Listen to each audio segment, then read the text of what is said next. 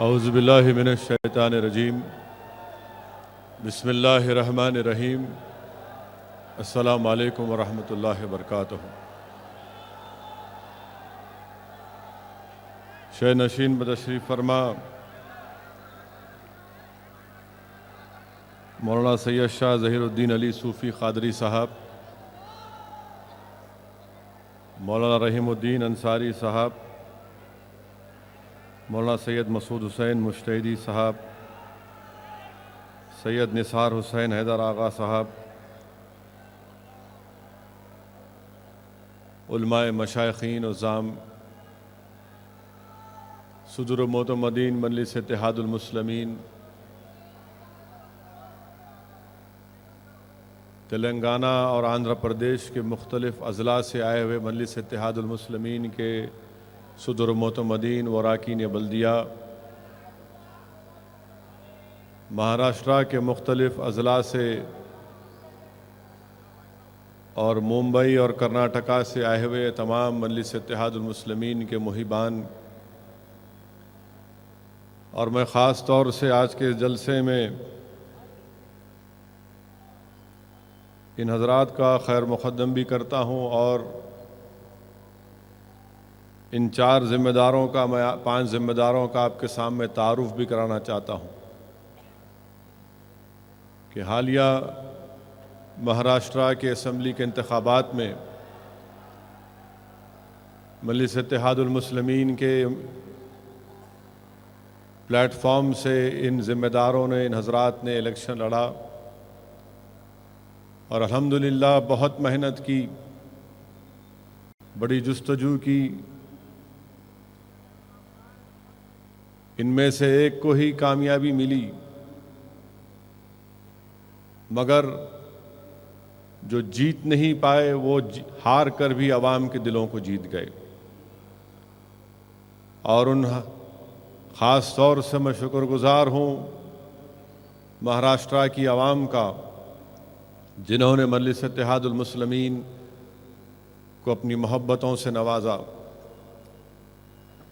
آج کے جلسے میں ہمارے بیک اللہ کے مجلس اتحاد المسلمین کے رکن اسمبلی جناب وارث پٹھان صاحب ہیں۔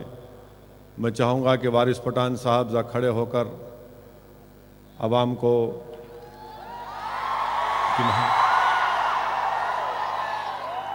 جناب وارث پٹھان صاحب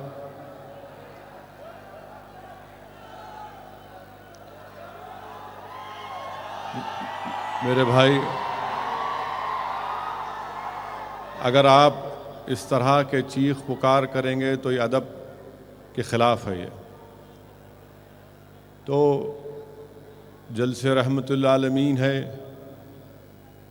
جس میں مختلف مکاتب فکر کے ذمہ داروں کو دعوت دی جاتی ہے، اور وہ آ کر جلسہ رحمت العالمین میں اپنے بصیرت افروز خطابات سے ہم تمام کو بتاتے ہیں۔ دوسرے ہمارے امیدوار تھے عبدالحمید صاحب ورسووا کے۔ عبدالحمید صاحب الحمدللہ اتنی محنت کیے، صرف 12 دن کی محنت میں عبدالحمید صاحب نے بڑے بڑی جماعتوں کے کروڑپتی امیدواروں کو چنے چبا دیے، اور اس حلقے میں عبدالحمید صاحب کو ان کے نام سے زیادہ لوگ ان کو اللہ اکبر کے نام سے جانتے تھے۔ ہمارے راجہ رہبر صاحب بانڈرا ایسٹ کے، جو بڑے ہی بے باکی کے ساتھ، اور راجہ رہبر صاحب کا جو مقابلہ تھا بانڈرا ایسٹ سے مختلف سیاسی جماعت کے امیدواروں کے ساتھ ساتھ، وہاں پر جو بلڈنگ مافیا تھا، یہ تنہا اس بلڈنگ مافیا سے بھی مقابلہ کر رہے تھے، اور بہت ہی زبردست ووٹ انہوں نے حاصل کیے۔ اور مجھے پورا یقین ہے کہ انشاءاللہ تعالی راجہ رہبر صاحب ہو یا عبدالحمید صاحب ہو، انشاءاللہ تعالی آئندہ اس حلقوں سے ہماری کامیابی اللہ کے کرم سے ضرور ہوگی انشاءاللہ تعالی۔ ہمارے بھیونڈی کے زبیر شیخ بھی ہے، زبیر شیخ بھی ہے، اور پھر ناندیڑ کے مجلس اتحاد المسلمین کا وہ بے باک سپاہی جو کئی برس سے اکیلے اپنے ساتھیوں کے ساتھ مراٹھواڑہ، خاص طور سے مراٹھواڑہ کے مختلف علاقوں کا دورہ کر رہا تھا، سید معین بھی ہمارے درمیان میں ہے۔ میرے عزیز دوستو، یہ جو میرا اخلاقی فریضہ تھا ہمارے مجلس اتحاد المسلمین کہ جو بیرون ریاست سے مہمان آئے ان کا تعارف کرانا ضروری تھا، کیونکہ مہاراشٹرا کی اسمبلی انتخابات کے عظیم الشان کامیابی کے بعد ہم ایک جلسہ منعقد نہیں کر سکے، تو اس لیے ضروری تھا کہ حیدرآباد کی سرزمین پر ان کا استقبال ہو، ان تمام بہادروں کا۔ دوسری بات جو میں آپ سے کرنا چاہ رہا تھا عزیز دوستو،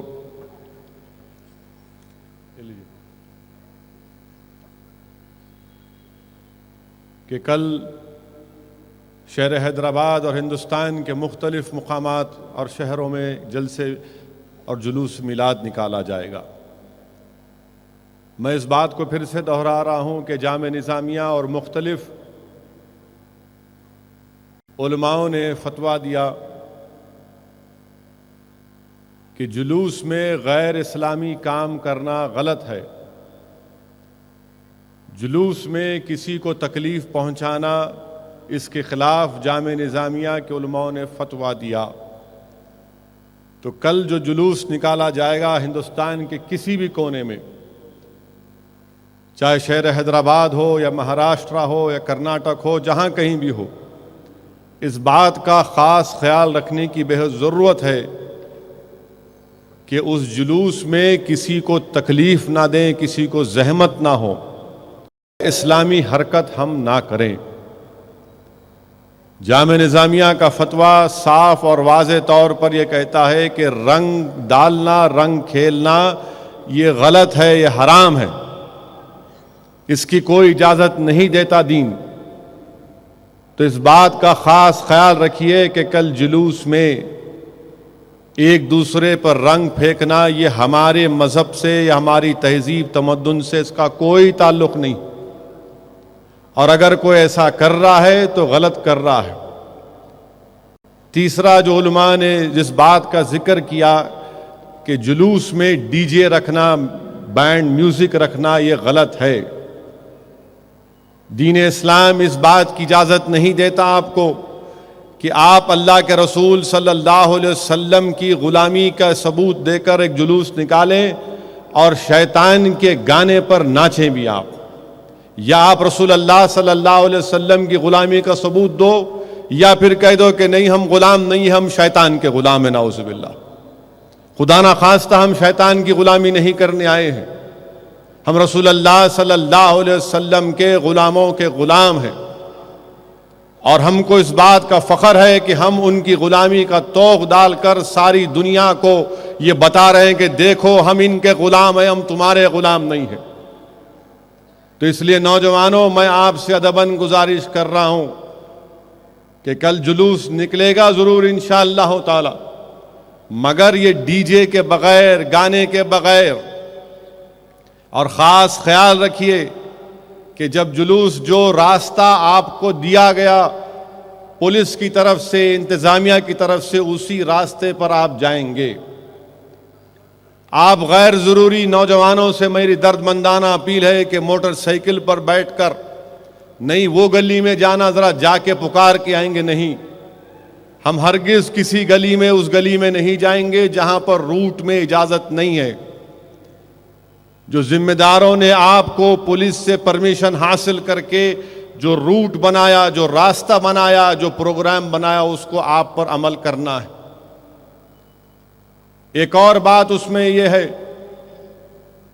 کہ اگر ظہر کی اذان ہوگی تو جلوس کو رکنا چاہیے۔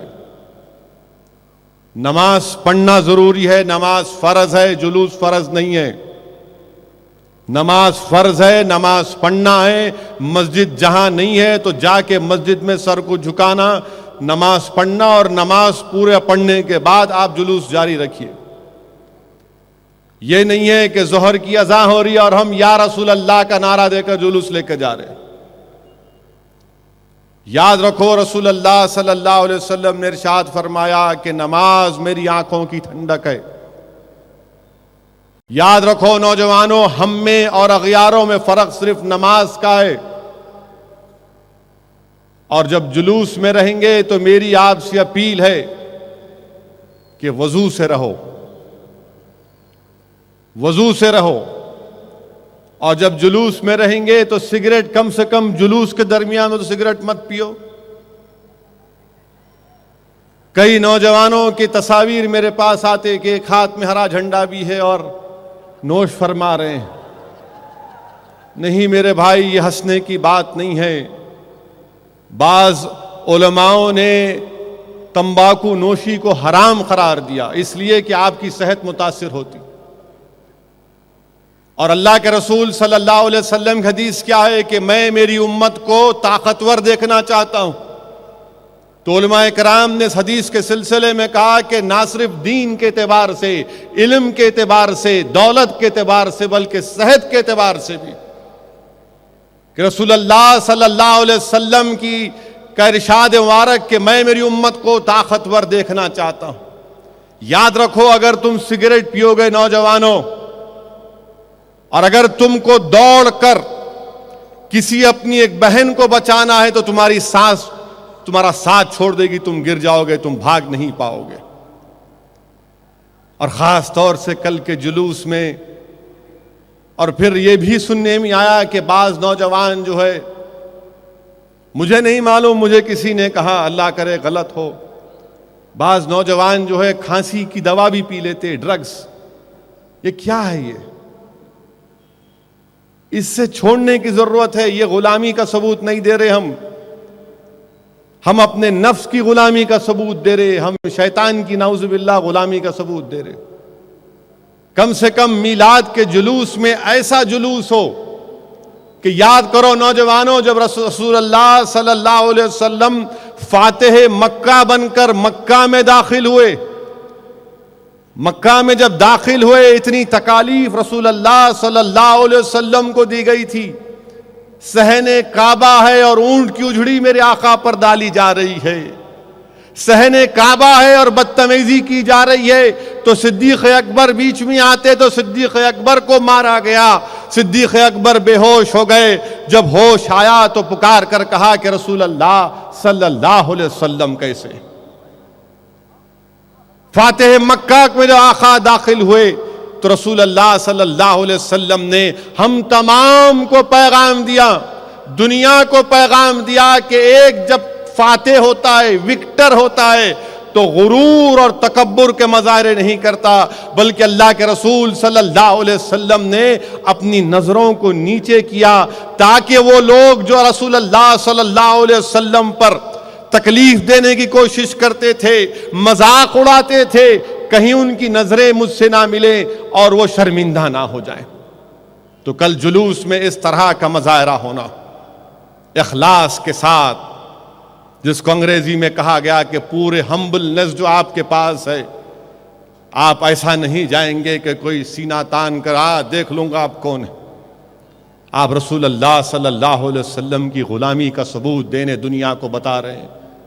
اور صحیح کہا حمید الدین شرفی صاحب نے اپنی تقریر میں، حمید الدین شرفی صاحب نے ایک بات کہی، بصیرت افروز خطاب تھا مولانا حمید الدین شرفی صاحب کا، جس میں شرفی صاحب نے کہا کہ دیکھنے والے یہ کہیں کہ دیکھو یہ غلام ہے تو آقا کا کیا معاملہ ہوگا۔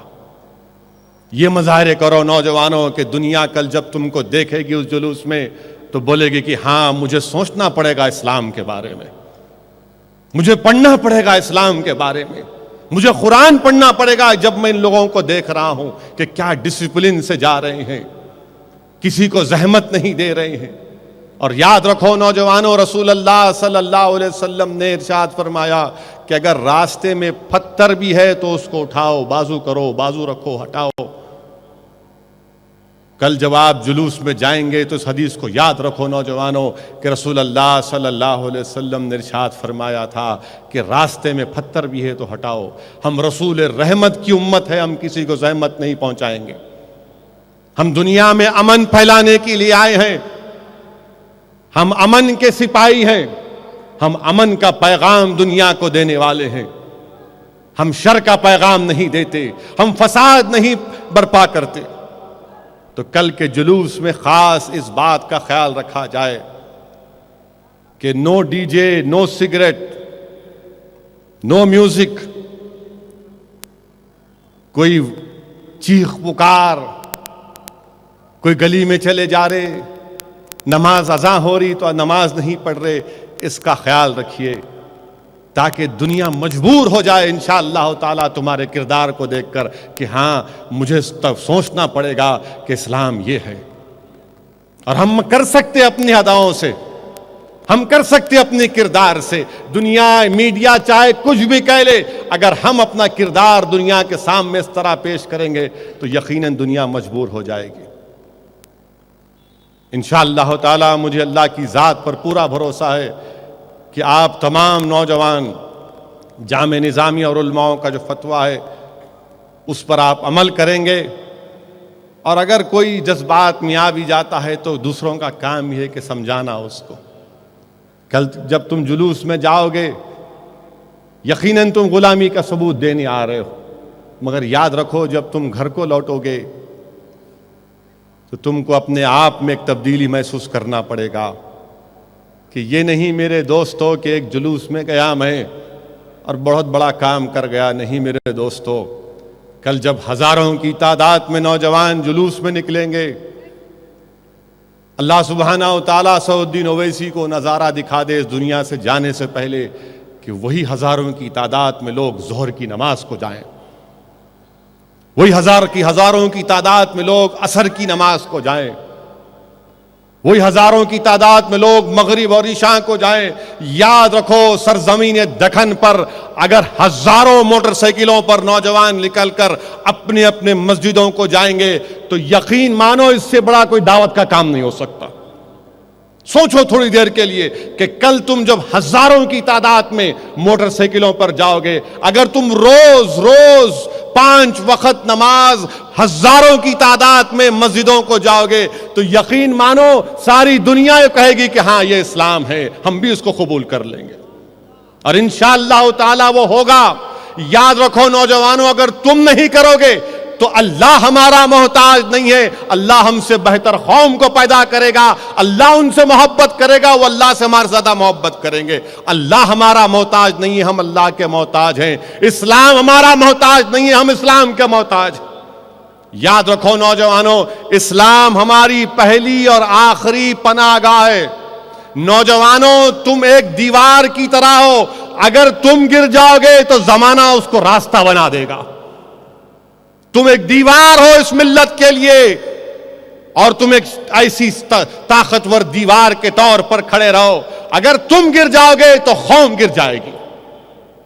اسی لیے میں آپ سے چند اہم گزارشات خاص طور سے نوجوانوں سے کر رہا تھا۔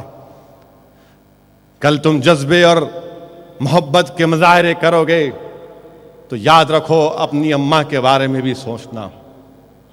افسوس ہوتا ہے کہ 31 دسمبر کو میں راستے سے جا رہا تھا، کیا دیکھتا ہوں کہ ہر جگہ پر کیک رکھا ہوا ہے۔ میں پریشان، پچھلے سال یہ کیفیت نہیں تھی کیک کھانے کی۔ ہم سمجھتے تھے کہ حلیم، رمضان آیا تو حلیم، مگر یہ نئی کیفیت پیدا ہوئی، کیک کھا رہے آپ لوگ، اتنا مزے کا دکھ رہا کیک، اور وہ بھی 31 دسمبر کو ہی کیک۔ کبھی لکھ گئے سال میں کبھی 1-2 مرتبہ اپنی اماں کو، لو اماں کیک لے کے آپ تو اور میں بیٹھ کے کھائیں گے۔ کبھی اپنی بیوی کو لے جا کے دیے، چلو اپن کیک کھائیں گے۔ 31 دسمبر کو ہی کیک کئی کو یاد آیا بھائی؟ کہاں کا کیک، کدھر کا کیک؟ وہ کیک سے ہمارے کو کیا کرنا ہے؟ کیک کو کک مارو۔ 31 دسمبر کو ہی پورے، میں ایک جگہ رکا، میں ہوٹل والے کو بولا، ملا بھائی ماجرا کیا ہے بتائیے. بیچارے شرماتے ہوئے آ کے بولے کیا کرنا صاحب، آج کل تو سب کھا رہے ہیں اس لیے ہم بھی رکھے کاروبار. صحیح ہے، کاروبار ان کا ہو جاتا، ان کی غلطی نہیں. مگر میرے عزیز دوستو یاد رکھو، اگر تم 31 دسمبر کے دن تم کیک کھاؤ گے، تھوڑی دیر کے لیے سوچ لو کہ 10 سال کے بعد وہ آنے والی نسل کیا کرے گی. آج کیک ہے تو کل کیا ہوگا خدا نہ خواستہ. یقیناً ہم کو مذہبی آزادی ہے، ہم کچھ بھی کر سکتے، جمہوریت ہے، مگر یاد رکھو ہماری تہذیب اور تمدن بھی تو کوئی چیز ہے. کیا تم کو اور مجھ کو اپنی اسلامی شناخت پر فخر نہیں ہونا چاہیے؟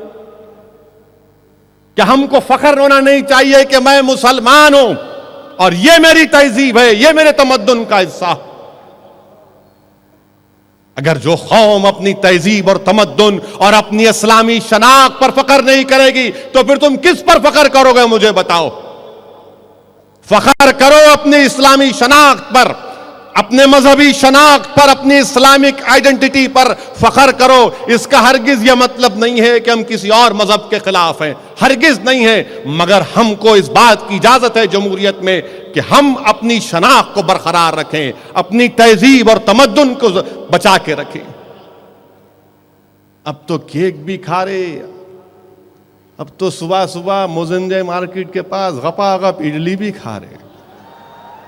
گھر میں کھاؤ میرے بھائی، گھر میں کھاؤ، گھر کے کھانے میں برکت ہوتی.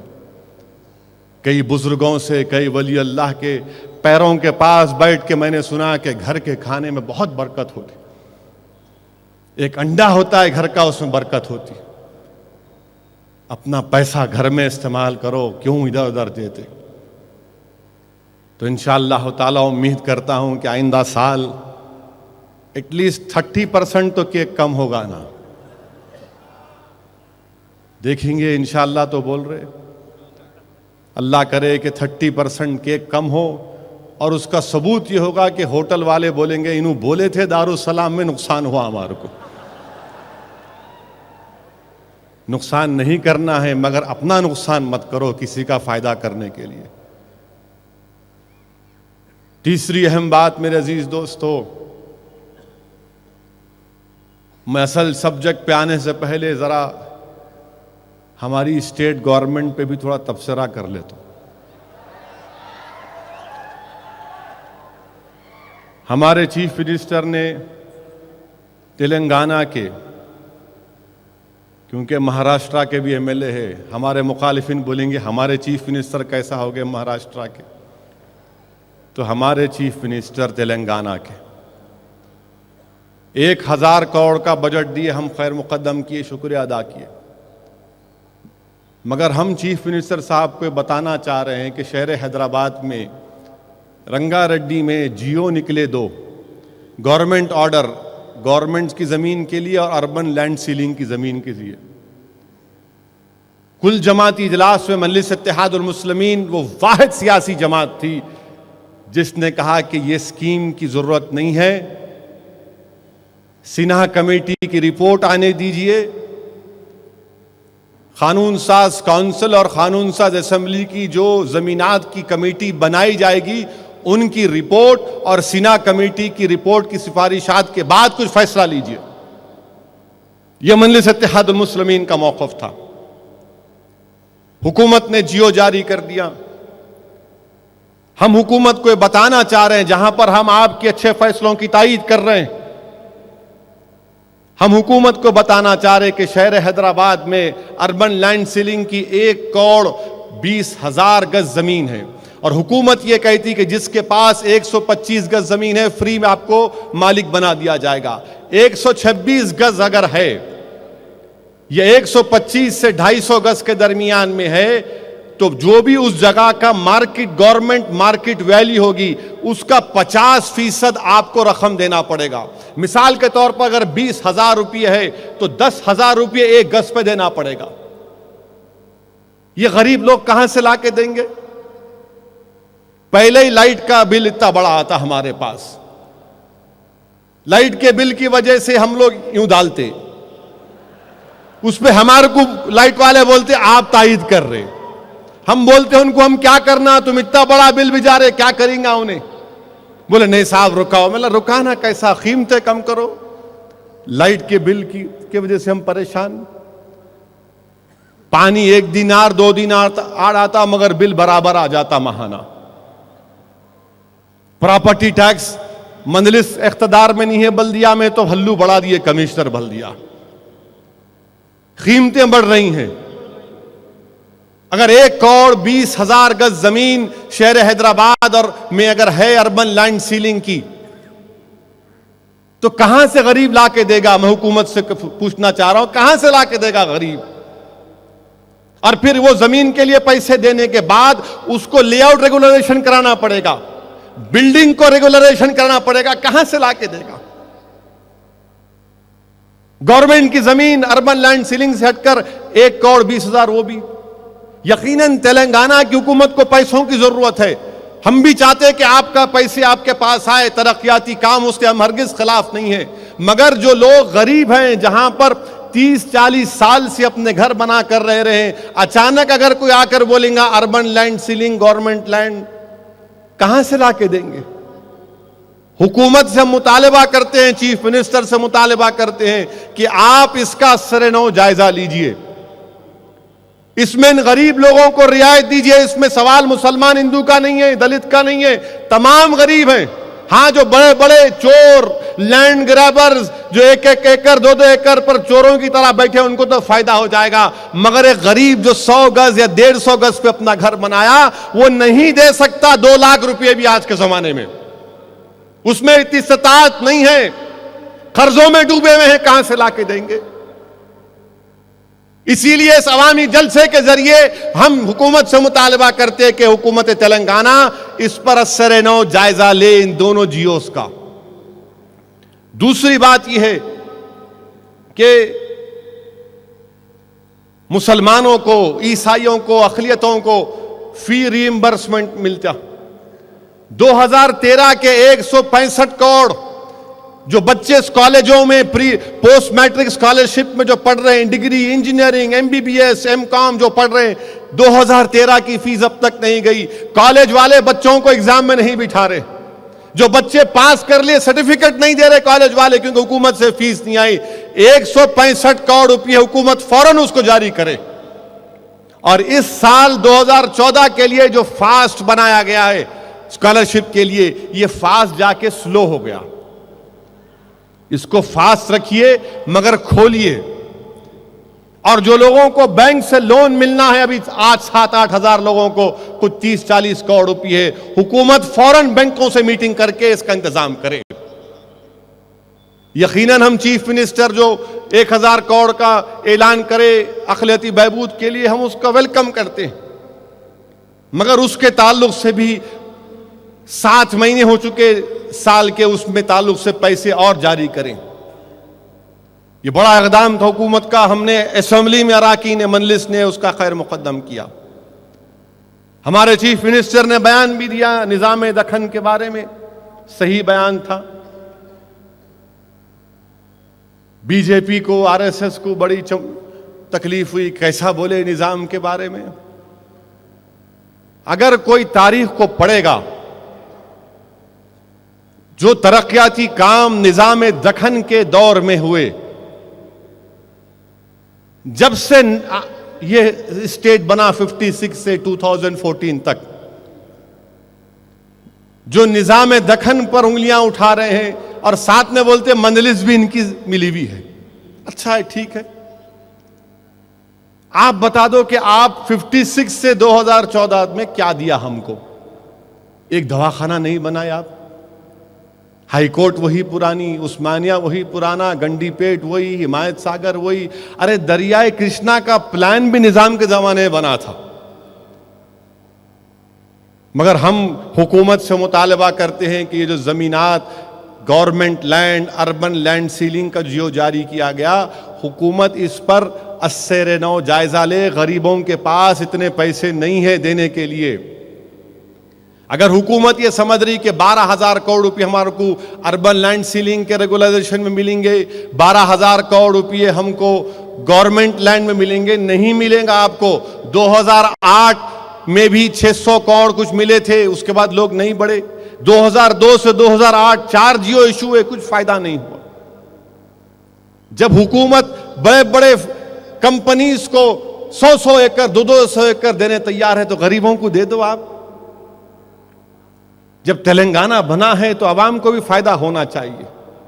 اسی لیے ہم حکومت سے مطالبہ کرتے کہ اس پر غور کیا جائے، اور غریب میں اتنی استطاعت نہیں ہے کہ وہ مارکیٹ ویلیو کا 50% دے. اور یہ بھی کہا گیا کہ 10 دن کے اندر اس کا 20% کا چیک دینا، کہاں سے لائیں گے غریب لوگ؟ یہ نہیں ہونے والا ہے. حکومت کو پیسے بھی نہیں ملیں گے. ریئلسٹک اپروچ اڈاپٹ کرنے کی ضرورت ہے گورنمنٹ کو. تیسری بات ہے عزیزان ملت کہ الحمدللہ دارالسلام کی مبارک سرزمین پر جشن رحمت اللہ عالمین کا انعقاد عمل میں لایا جا رہا ہے، اور ماہ ربیع الاول کی ایک بہت بڑی فضیلت ہے. علماء کرام نے اس کی تصریح فرمائی کہ اس ماہ مبارک میں اللہ کے رسول صلی اللہ علیہ وسلم کی تشریف آوری ہوئی.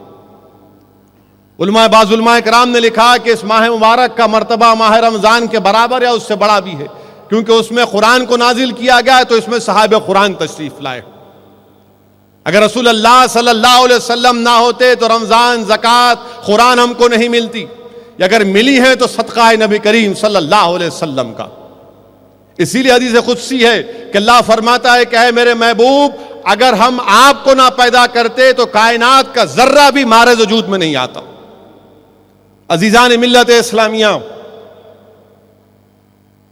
میرے ملت کے غیرت مند نوجوانوں، اللہ سبحانہ و تعالیٰ نے انسان کو کئی نعمتوں سے نوازا.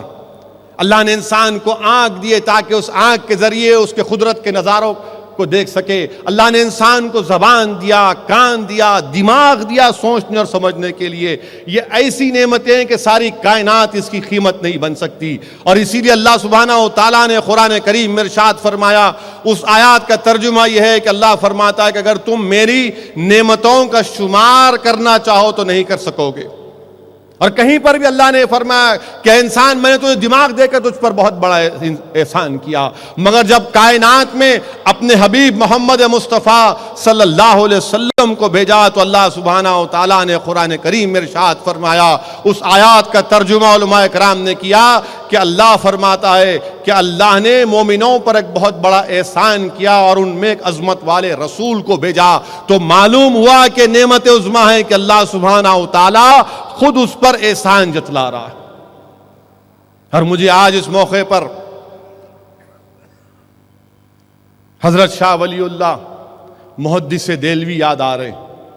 حضرت شاہ ولی اللہ محدث دہلوی امام اعظم ابو حنیفہ، امام مالک، امام شافعی، امام احمد بن حنبل رحمۃ اللہ علیہ کے بعد شاہ ولی اللہ محدث دہلوی کو تمام مکاتب فکر کے لوگ مانتے ہیں اور احترام کرتے ہیں. حضرت شاہ ولی اللہ محدث دہلوی اپنی کتاب دور سمین میں اپنے والد کا واقعہ لکھتے ہیں کہ آپ کے والد شاہ عبد الرحیم ہر 12 ربیع الاول کے دن کھانا پکاتے اور غریبوں کو کھانا کھلاتے. ایک دن ان کے والد کے پاس قسم پرسی اور غربت کی وجہ سے بہت کم پیسے تھے، تو آپ نے بھنے ہوئے چنے خریدے اور اس کو غریبوں میں، غرباؤں میں تقسیم کر دیا.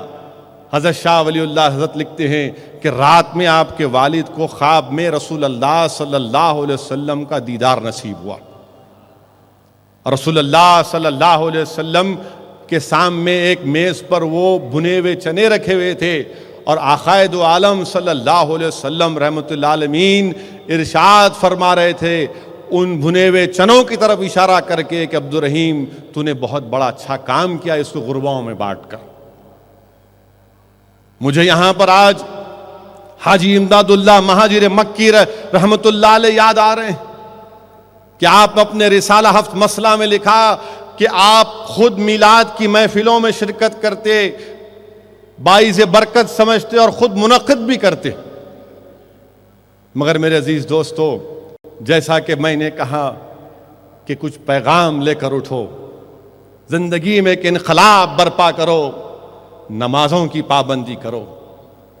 یاد رکھو اگر کوئی اس مجلس میں آج کے جلسے میں کوئی علم والا بھی ہے تو یاد رکھو حضرت ابو الحسن شاذلی رضی اللہ تعالیٰ عنہ نے کیا کہا تھا؟ علم جس کے پاس علم ہے، حضرت ابو الحسن شاذلی رضی اللہ تعالیٰ عنہ نے ارشاد فرمایا کہ علم تم کو اس وقت تک ساتھ نہیں دیتا، اس وقت تک اس سے فائدہ نہیں ہوتا اگر تمہارے میں یہ نقص ہیں۔ 4 نقص ابو الحسن شاذلی نے کہا۔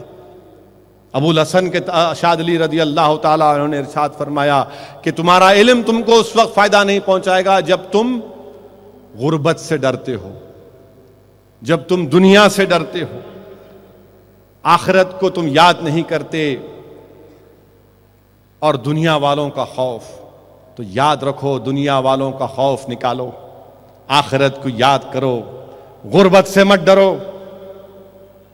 اگر علم ہے تو اگر یہ 4 چیزیں ہیں تو گئے پھر۔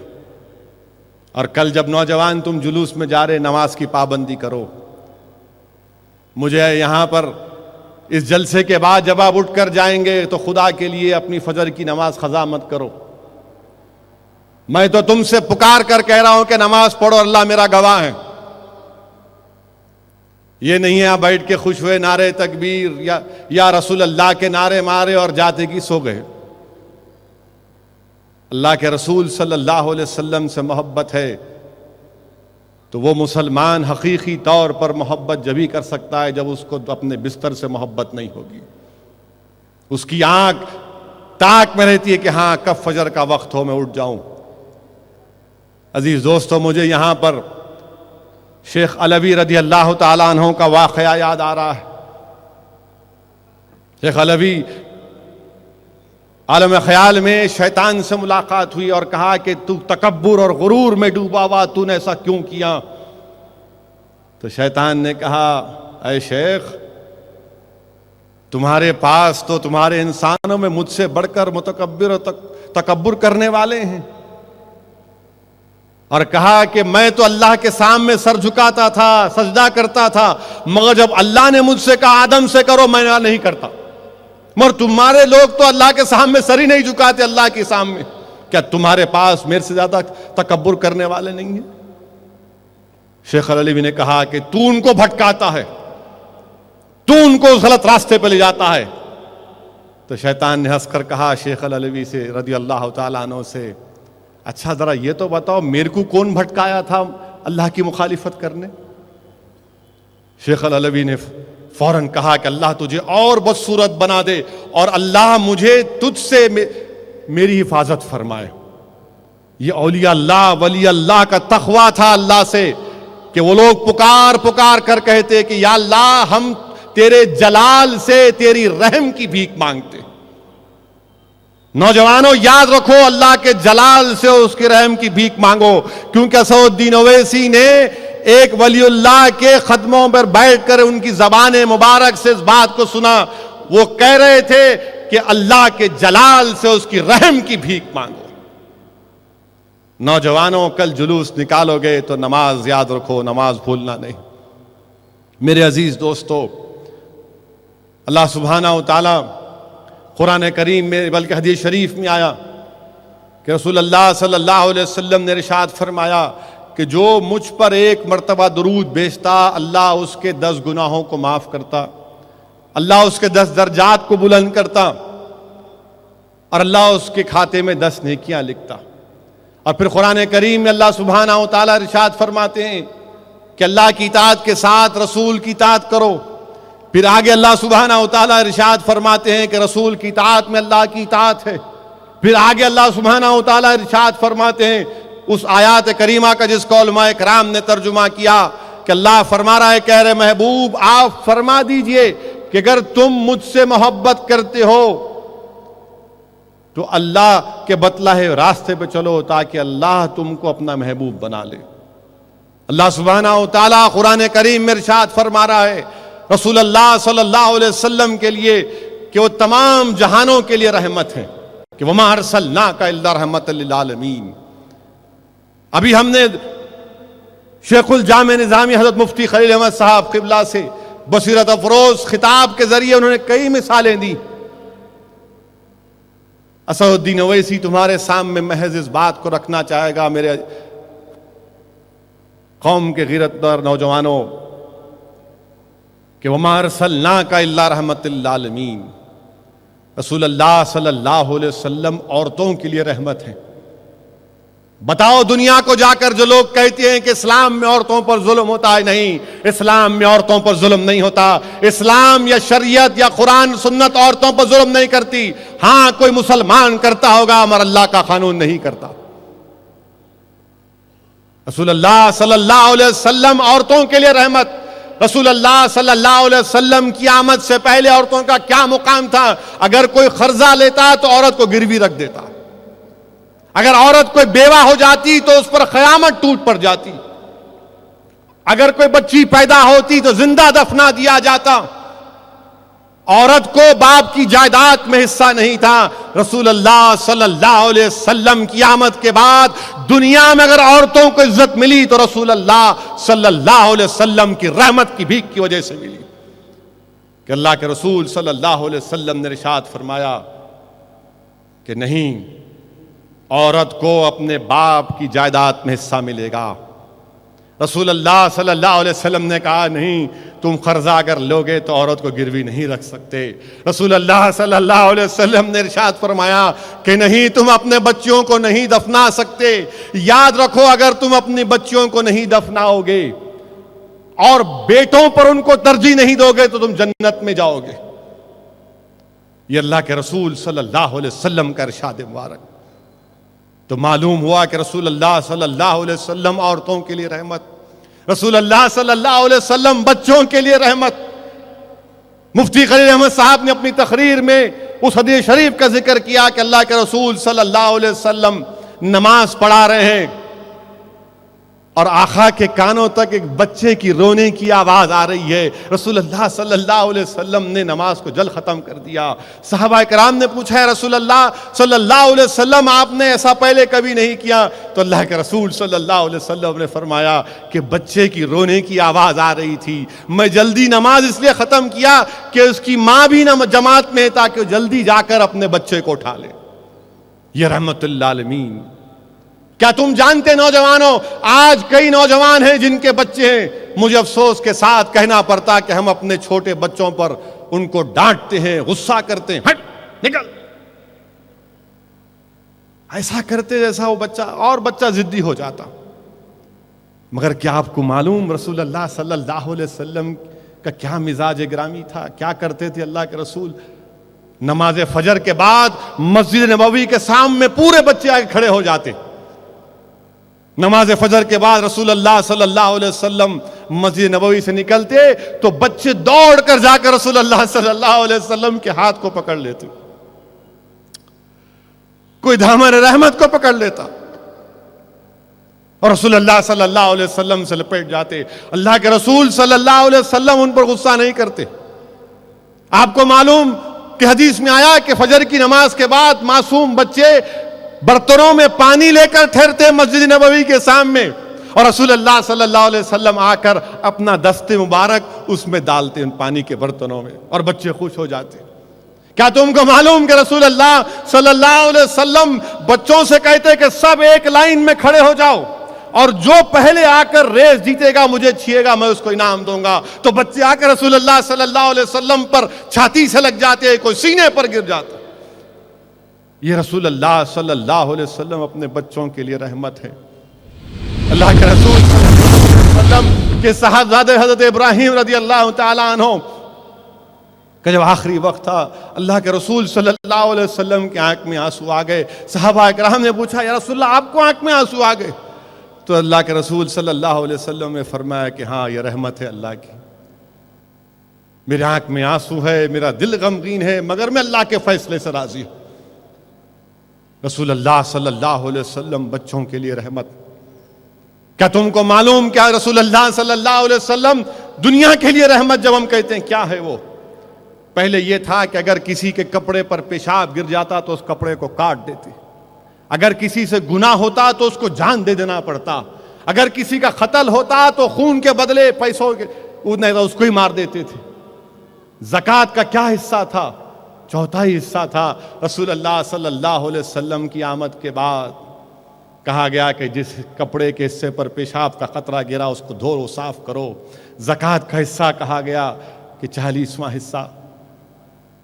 عزیز دوستو، یہ رسول اللہ صلی اللہ علیہ وسلم کی رحمت، کون کون سے واقعات ہیں مگر تم کو فکر نہیں ہے نوجوانوں. تم کو ٹی وی دیکھنا ہے، واہیات گانے سننا ہے، کیا کیا کرنا ہے. اگر تم کوئی کتاب اٹھا کر سیرت النبی کا پڑھتے تو یقیناً یہ تمام کی تمام باتیں آپ کو معلوم ہو جاتی. اسد الدین اویسی ان باتوں کو بتا کر کوئی غرور تکبر کا مظاہر ہرگز نہیں کر رہا ہوں. میں بھی سیکھا ہوں علماؤں کے پیروں کے پاس بیٹھ کر، وقت کے ولی اللہ کی صحبتوں میں بیٹھ کر سنا ہوں اور عمل کرنے کی کوشش کر رہا ہوں. اللہ سے دعا کر رہا ہوں کہ اللہ مجھے توفیق دے عمل کرنے کی. رسول اللہ صلی اللہ علیہ وسلم بچوں کے لیے رحمت، عورتوں کے لیے رحمت. رسول اللہ صلی اللہ علیہ وسلم. عزیزان ملت اسلامیہ، یہ ان چیزوں پر آپ کو اور ہم کو بے حد غور کرنے کی ضرورت ہے کہ وما ارسلناک الا رحمۃ للعالمین، کہ اللہ کے رسول صلی اللہ علیہ وسلم ساری کائنات کے لیے رحمت بنائے گئے. ہر چیز کے لیے. اونٹنی آتی ہے راستے میں بیٹھ جاتی، رسول اللہ صلی اللہ علیہ وسلم اس سے سن رہے ہیں گفتگو اس کی، اور پھر اٹھ کر پوچھتے ہیں کون ہے اس کا مالک؟ تو مالک کھڑا ہو کر کہتا ہے کہ ہاں یہ ہمارے ایک باغ میں پانی نکالتی تھی، ہم اس کا دودھ بھی لیتے تھے. اب جب یہ ضعیف ہو گئی تو ہم اس کو ذبح کر کے اس کا گوشت کھانا چاہتے تھے. جب سے یہ اونٹنی باغی ہو گئی، اللہ کے رسول صلی اللہ علیہ وسلم نے کہا کہ کیا میں خرید لوں تم سے؟ اس مالک نے کہا رسول اللہ ہدیہ ہے آپ کے لیے. اللہ کے رسول صلی اللہ علیہ وسلم نے کہا کہ مجھے نہیں چاہیے، تم اس کا خیال رکھو.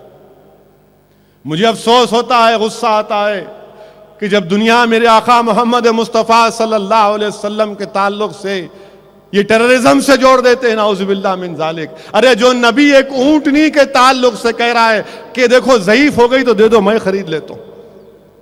وہ نبی جس کے سفر میں ہے، ایک چڑیا کے سر پہ گھوم رہی ہے.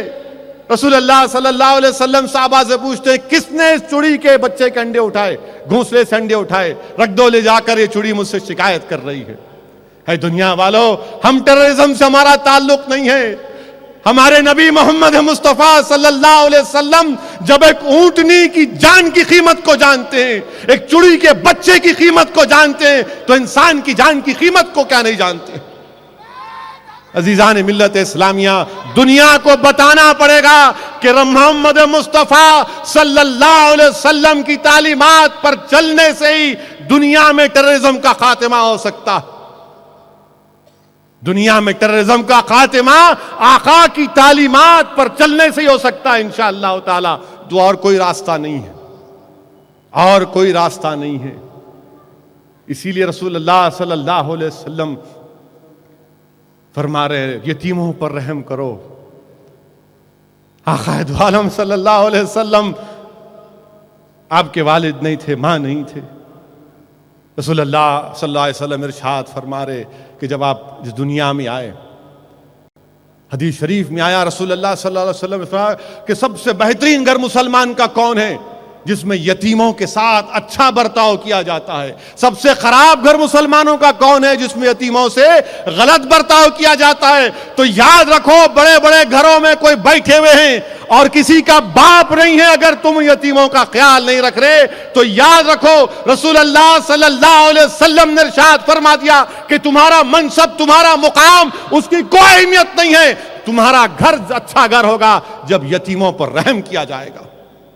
ایک صحابی نے آ کر پوچھا یا رسول اللہ صلی اللہ علیہ وسلم، میرا دل بہت سخت ہو گیا، کیا کروں؟ رحمت اللہ عالمین نے ارشاد فرمایا یتیموں کا سر پھیرو اور ان کو کھانا کھلاؤ، تمہارا سخت دل نرم پڑ جائے گا. عزیزان ملت اسلامیہ، اسی لیے اللہ نے فرمایا کہ وما ارسلناک الا رحمۃ للعالمین. میرے عزیز دوستو، دوسری اہم بات کہ آج ہمارے ملک کے جو حالات ہیں، ہر طرف سے ہم کو بولے جا رہے ہیں گھر واپسی، گھر واپسی، گھر واپسی. گھر کو آ جاؤ بول رہے. کس کے گھر کو آنا بابو؟ گھر کو آنا کہتے، گھر واپسی، گھر واپسی. ہم گھر واپسی نہیں جاتے بھائی. گھر واپسی کہے کا گھر واپسی. یاد رکھو دنیا والو، یہ Sangh Parivar, R S S, B J P, ہمارے پرائم منسٹر، سن لو آپ، ہمارا عقیدہ یہ ہے کہ جب اللہ نے حضرت آدم علیہ السلام کو دنیا میں بھیجا تو حضرت آدم علیہ السلام ہندوستان میں آئے. یہ ہماری باپ کی سرزمین ہے. یہ ہم تمام ساری کائنات کیا ہے؟ بنی آدم ہے نہیں ہے. جس گھر میں ابا آئے تو ابا کا ہوگا نہیں ہوگا. یہ ہمارے باپ کی سرزمین ہے. پورا ملک ہمارا ہے، تم گھر کی بات کر رہے. اور یہ کیا سرزمین ہے ہندوستان کی؟ سنو آر ایس ایس والو، یہ جو ہندوستان کی سرزمین کے تعلق سے رسول اللہ صلی اللہ علیہ وسلم نے ارشاد فرمایا کہ مجھے یہاں سے ٹھنڈی ہوا کی خوشبو آتی ہے. تو یہ ہماری باپ کی سرزمین بھی ہوئی، اور یہاں سے ٹھنڈی ہوائیں جو خوشبو آ رہی ہے، صبح قیامت تک یہی ٹھنڈی خوشبو ہوائیں توحید اور رسالت کی چلتے رہیں گی. دنیا کی کوئی طاقت نہیں ہے جو ہم کو لا الہ الا اللہ محمد رسول اللہ بولنے سے روک سکے. اور عزیز دوستو، افسوس تو مجھے اس بات کا ہوتا ہے کہ ہمارے کو تبدیل کرنے کی قیمت 5 لاکھ کا تھی. Only 5 lakhs? What a joke! Only 5 lakhs? ارے پیارے، اگر میں ہمارے پرانے شہر کی زبان میں جواب دوں گا تو بولیں گا ارے 5 لاکھ بول رہا، 5 لاکھ کا تو خالی زردے کا پان کھا کے تھوک تو میں. تو 5 لاکھ بول رہا. 1,000 کا پان کھاتے کھاتے آج کل. اللہ اکبر. ہمارے ایک رشتے کے بھائی بھی ہے، ان کو بڑا شوق شام ہوئی کی کھانا پان. ایئر کنڈیشن پان بھی نکلا سنا آج کل. وہ حلق کو کلیجے کو ٹھنڈک پہنچاتا کہتے. 5 lakhs for a Muslim, 2 lakh for Christian. کیا ہے بھائی؟ یہ چنے خرید رہے. ہم 5 لاکھ میں رسول اللہ صلی اللہ علیہ وسلم کی غلامی کا توق نکال کے آ جائیں گے؟ نہیں. 5 لاکھ نہیں، 5 کروڑ نہیں، 5,000 کروڑ نہیں، 5 بلین ڈالر نہیں، ساری دنیا کی دولت بھی تم ہمارے قدموں میں لا کر رکھ دو گے، تب بھی ہم اسلام کو نہیں چھوڑیں گے انشاءاللہ تعالی. ہم اسلام کو نہیں چھوڑ رہے کیونکہ دین فطرت ہے. ہر کوئی جو دنیا میں پیدا ہوتا، سن لو آر ایس ایس والو، ہر کوئی جو دنیا میں پیدا ہوتا مسلمان پیدا ہوتا. اس کا ماحول، اس کے ماں باپ اس کو دوسرے مذہبوں پر لے کر چلے جاتے، وہ تمہاری مرضی. اور صحیح کہا مفتی خلیل احمد صاحب نے کہ دین میں کوئی زور زبردستی نہیں، ہدایت تو سب کے سامنے ہے. اللہ نے قرآن میں فرما دیا کہ دین میں کوئی زبردستی نہیں ہے. جو کوئی بھی پیدا ہوتا ہے، ہمارا ماننا ہے اپنا کو مانو، ہمارا ماننا ہے جو کوئی پیدا ہوتا انہیں مسلمان پیدا ہوتا. آپ آؤ واپس. اور ہم کچھ پیسہ نہیں دے سکتے بھائی آپ کو، ہمارے کہنے کچھ بھی نہیں ہے. ہم آپ کو صرف اتنا بول سکتے ہیں کہ دین اور دنیا کی کامیابی کی گارنٹی آپ کو ہم دے سکتے. آ جاؤ. ہم تمام تو بنی آدم ہے نا، ابا کا ملک ہے یہ. Welcome, please come back. ہم ہاتھ اٹھا کر آپ کو بول رہے ہیں آ جاؤ، آ جاؤ، ویلکم، کم بیک. کہاں جا رہے ہو اتنی دور؟ یہاں آ جاؤ.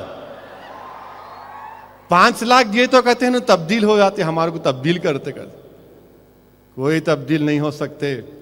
نوجوانوں، جا کر بخاری شریف کی 7ویں حدیث، جس کو علماء کرام نے کہا کہ ہر خل کی حدیث، جس میں عیسائی پوپ اور پادریوں نے کہا کہ جس کے دل میں سوچ اور فکر میں اسلام پیوست کر جاتا ہے وہ اسلام اور بڑھتا جاتا ہے اور بڑھتا جاتا ہے. یہ حدیث میں کہا گیا بخاری شریف کی.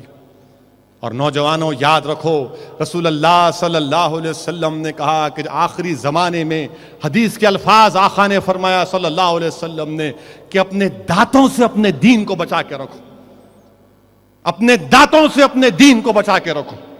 یہ اللہ کے رسول صلی اللہ علیہ وسلم نے ارشاد فرمایا. ڈرنے اور گھبرانے کی ضرورت نہیں ہے, ہرگز نہیں ڈریں گے انشاءاللہ تعالی. میں پارلیمنٹ میں بھی کہا کہ تم سے ڈرنے والا نہیں ہوں میں, اور جب میں کھڑے ہو کر بولتا ہوں تو میں اپنے انفرادی ذات کی کبھی خدا نخواستہ بات نہیں کر رہا ہوں. میں ہندوستان کے 15 کروڑ غیور مسلمانوں کی ایک بے باک آواز بن کر تم سے کہہ رہا ہوں کہ ہم تمہارے جیسے جوکروں سے ڈرنے والے نہیں ہیں. تم ہم کو ہمارے مذہب سے دور نہیں کر سکتے. ہم ہندوستان میں ہم ہیں تو جیسا کہ میں نے کہا پھر کہہ رہا ہوں کہ دوسرے مذہب کے لوگ انڈین بائی برتھ ہے, میں انڈین بائی چوائس اور انڈین بائی برتھ ہوں. میرا مقام تمہارے سے زیادہ ہے اور میں اسلام پر تھا, ہوں اور رہوں گا. اپنے دین پر مجھے فخر تھا, ہے اور رہوں گا جب تک دنیا زندہ رہے گی. ہندوستان کے مساجد سے توحید کا پیغام دیا جائے گا, لوگوں کو رسالت کی تعلیم دی جائے گی, لوگوں کو اسلام کی دعوت دی جائے گی, کیونکہ یہی حق ہے. اسلام حق ہے, اسلام حق ہے, اسلام حق ہے. جو لوگ آج ہم کو ڈرانے کی بات کر رہے ہیں, یاد رکھو ہم ڈرنے اور گھبرانے والوں سے نہیں ہیں. یاد رکھو نوجوانوں, یہ جو دین تم کو اور ہم کو ملا یہ بہت بڑا سرمایہ ہے, یہ بہت بڑی دولت ہے. یہ دولت ایمان کی نوجوانوں,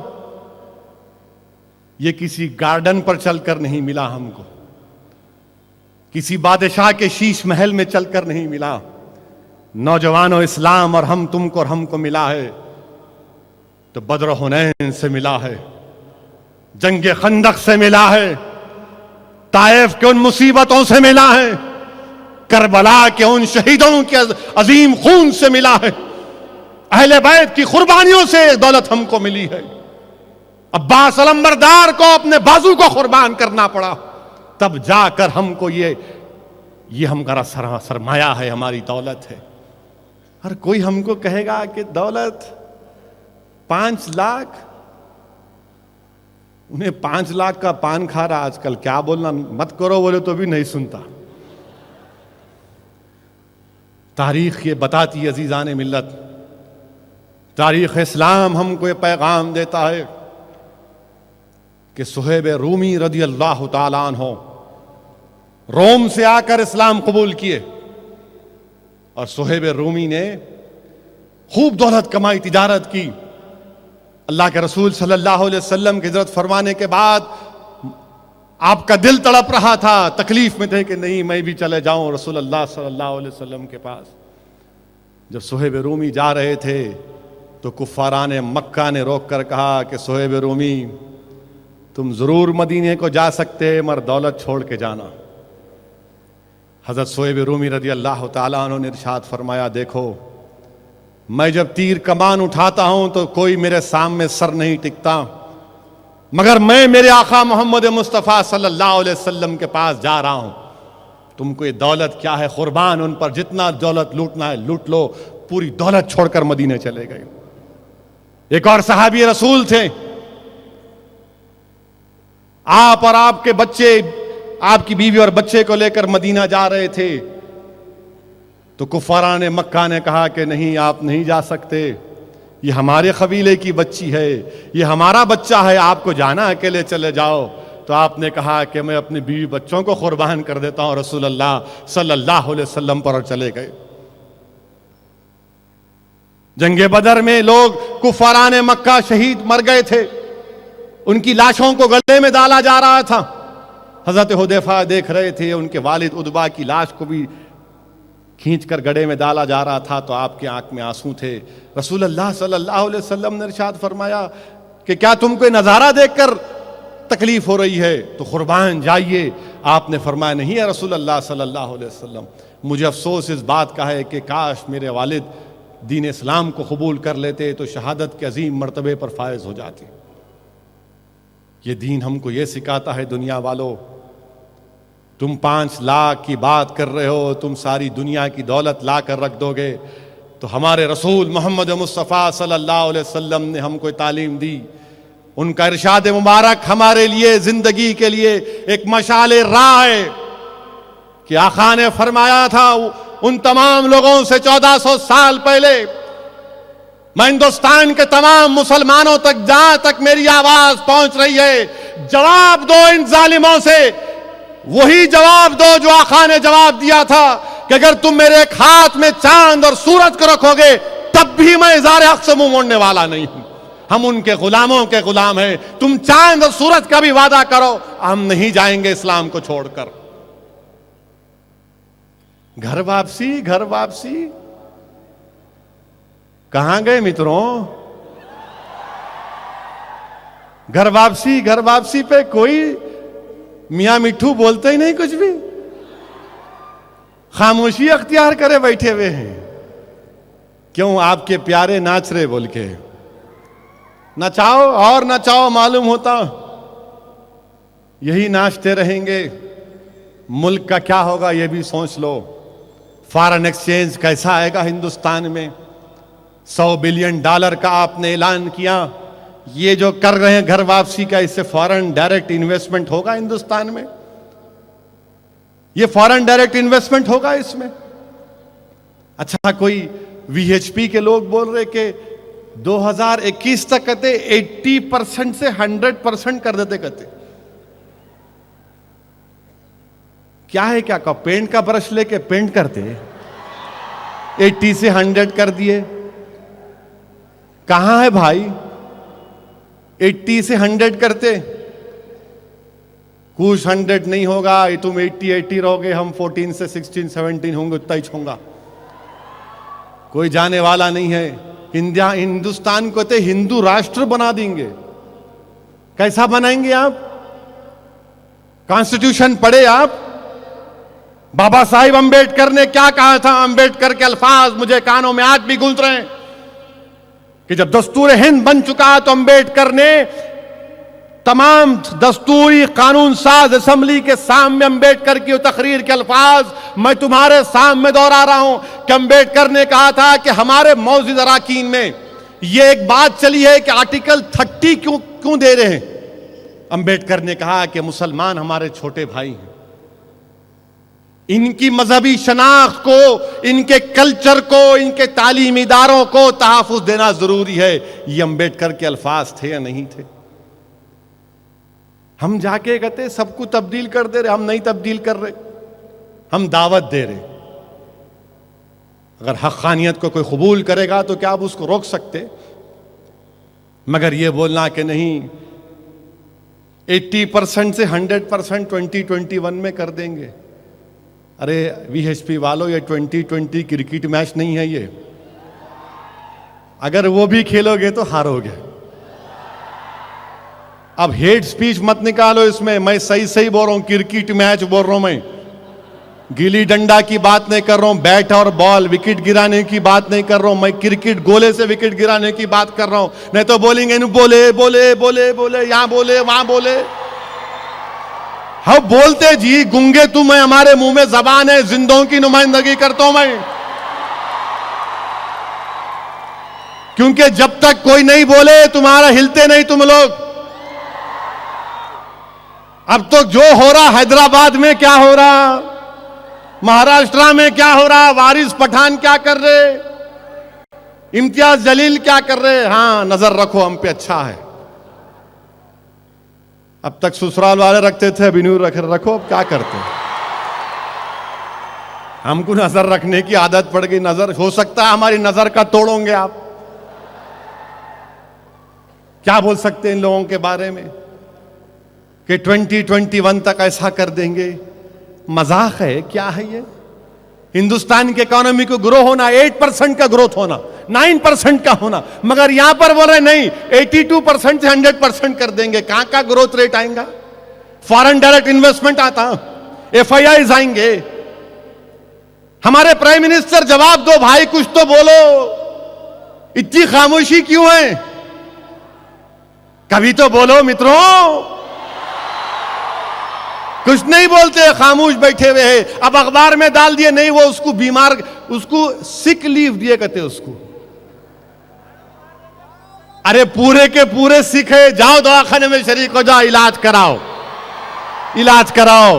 دنیا کہاں جاری؟ ہندوستان میں کمزوریاں بڑھتے جا رہی ہیں، لوگ غریب ہو رہے ہیں، پرچیزنگ پاور نہیں ہے، باوجود اس کے کہ انٹرنیشنل مارکیٹ میں آئل کی قیمت گرنے کے باوجود بھی آج غریبی بڑھتے جا رہی ہے ہمارے ملک میں.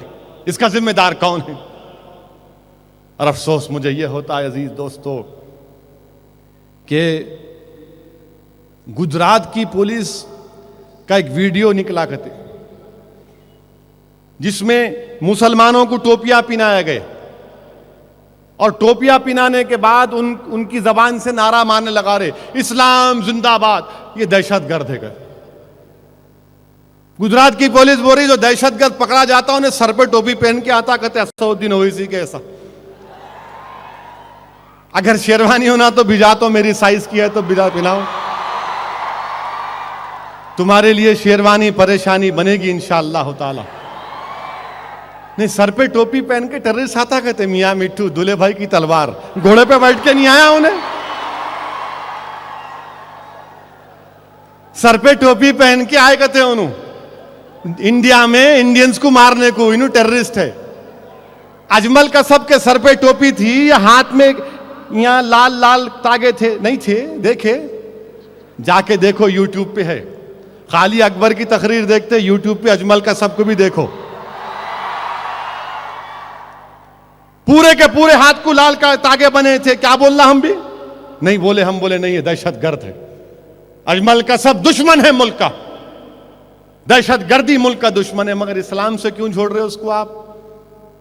اسلام سے کیا کرنا ہے دہشت گردی کو؟ ہم دہشت گردی کو ختم کرنے کو آئے. اسلام آیا تو دنیا کے ظالموں کے ظلم کو، دہشت گردی کے خاتمے کو آیا. اسی لیے اللہ نے فرمایا کہ میرا محبوب رحمت للعالمین ہے.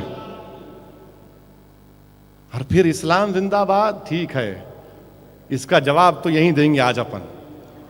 اب تمام کے تمام مل کے نعرہ لگانا تاکہ گجرات کی پولیس کو معلوم ہونا کہ اسلام زندہ باد جو تم بول رہے، تم اس لیے بول رہے کہ ہم اسلام زندہ باد نہیں بولنا، ہم ڈر جانا نہیں، الٹا بولیں گے اب ہم، اسلام اسلام اسلام اسلام اسلام زندہ باد، اسلام زندہ باد، اسلام زندہ باد، اسلام زندہ باد.